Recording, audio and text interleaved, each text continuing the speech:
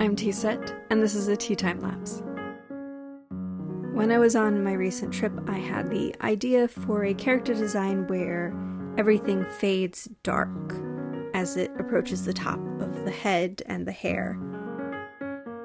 I liked this idea so much I thought I would try it on my Sona once I got back home.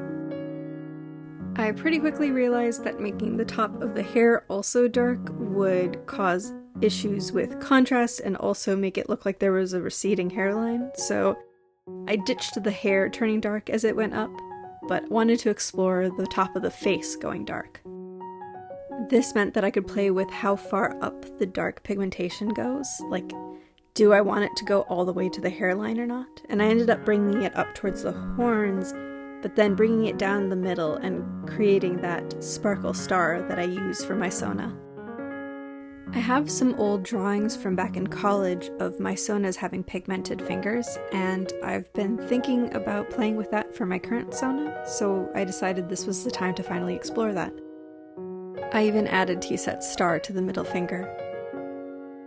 Glass Horns era T-Set has a really cool horn shape, but it comes off a little bit too intense with the dark pigmentation.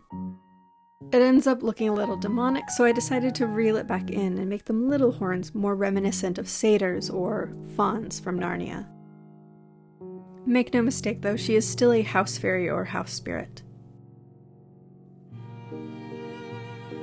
So of course when I have a new idea for my Sona, I need to draw a portrait of her to test it out. Sometimes I have ideas that work out in my concept art, but don't quite work in my normal art style, so it's important to test these things out to figure out what changes need to happen. You might wonder why I don't just do my concept art in my normal art style, but it's a lot easier to experiment when I'm not being as fussy about my little details the way I am in my normal art style. One of the things about my normal art style that's very fiddly and fussy is the way I draw textured hair. Don't get me wrong, I love the way it turns out and I'm going to keep working at it, but it takes up a lot of time that could be better spent brainstorming. Whenever I have to draw a lot of curls, I have a period of time where I deeply regret my decisions. But the way it turns out is so rewarding in the end. And it means so much to me when I hear from fellow curly-haired people saying how they appreciate seeing their hair type depicted. Maybe once I've improved my skills more, I'll make some sort of tutorial on how to draw curls. Please do let me know if this is something you'd be interested in. Otherwise, I might get stuck in this loop of improvement of never being quite good enough to make the tutorial yet. But if I know that there's people waiting on it, I will be more motivated to go ahead and do it even if I don't feel like I'm quite there yet. The eyelashes and eyebrows made a lot of sense in my concept art, but in my normal style, they took a bit more playing around with. I debated whether I wanted to keep the more sparse eyebrows or return to the previous style of eyebrows I had been using. It's harder to make the different emotional shapes with the sparser eyebrows, but they have a specific feel to them that I think is interesting. My normal brush that I use for line art, I have 2 copies of that I keep at specific sizes, and they weren't cutting it for this texture to look right at the scale, so I had to make a new copy of that brush that I could adjust at bigger sizes. Trying to decide on the eyebrows. And here's the final portrait.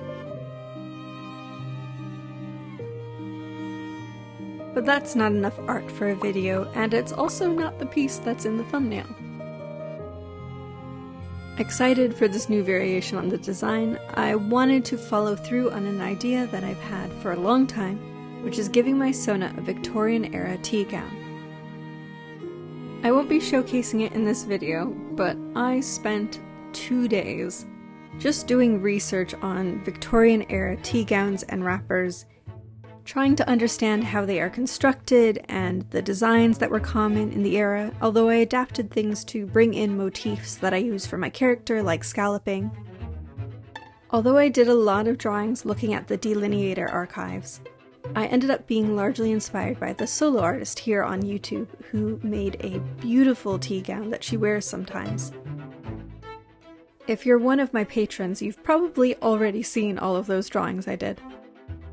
Otherwise, you probably only caught maybe half of them if you were lucky enough to be in Mimi's stream when I was drawing them and shared them in chat.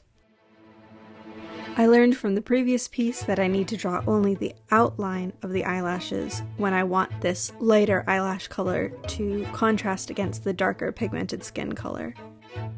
Which is a little bit awkward for me because I've grown very used to being able to just fill in the eyelashes with my line art color. I do want to experiment a bit more with how I draw eyelashes. And I think I did a better job on the eyebrows this time. I've gotten kind of tired of my portraits having sort of cut off bodies floating in space. And I thought it would be fun to start doing framing elements like picture frames or other objects. I have a little bullet point list of ideas on my phone that would suit different kinds of characters and settings. And time for the laborious process of trying to draw my curls. I'm gradually improving at it, but it's still a slog, which means I'm not quite where I want to be yet.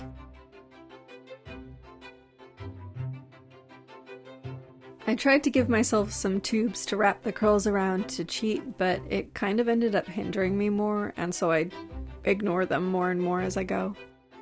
I also decided that I wanted to do more uniform lettering for my name. Poor Sunny had to listen to me moan and groan in voice chat as I did these curls. At one point I said, "Oh, this isn't working, I'm gonna take a break," and then kept, not putting down my stylus and kept drawing them, and then it eventually worked out. So it's fine, sometimes I just gotta whine a little bit. So thank you to everyone who tolerates me, because I'm just apparently someone who needs to complain a bit and then I'll get it done. While drawing my take on the Not What I'm Called meme, I just found the usual bob that I give Tisa to look a bit odd with the tea gown, so I thought I would try making her hair longer. And I liked the way it looked, so I kept it long for this portrait, and it might be the new norm? I don't know, I'm figuring it out. I'm probably gonna make some other art for a bit, and then come back to my Sona and start either new assets for the videos, or a reference sheet. I'm not sure which I'm gonna do first. But I want to take a little bit of time to sit on this design to make sure that I've sorted everything out. What's funny is before I did this new take on her design, I was like, oh, it's about time that I make new assets for the videos, and then I changed her design, and now I'm like, oh, I need to wait a bit longer to make sure I like this. Also, it just takes energy for me to make a reactive model, and especially a reference sheet. Reference sheets I find to be very laborious, just because I don't find them fun at all. I can't believe I nearly forgot the earrings.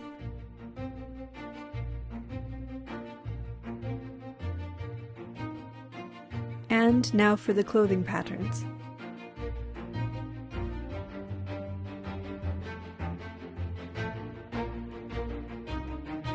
And the white strands of hair.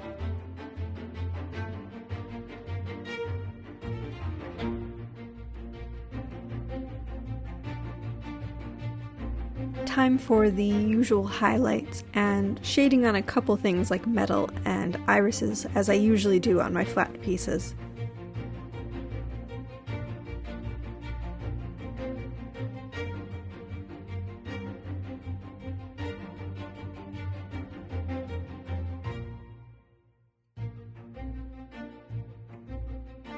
And I wasn't sure what patterns I wanted to put on the nightgown. I had done flowers on the meme picture, but that seems a bit laborious to redraw every time. So I came up with the idea for these stripes with the sparkle stars. It's cute and pretty easy to draw, so I think it might be what I go with. And here is the final piece. Thank you so much for watching, and especially thank you to my patrons for your support. If you're one of my YouTube followers and you tire of the 2-month gap and want in on early access, you can join my patrons for $2 a month.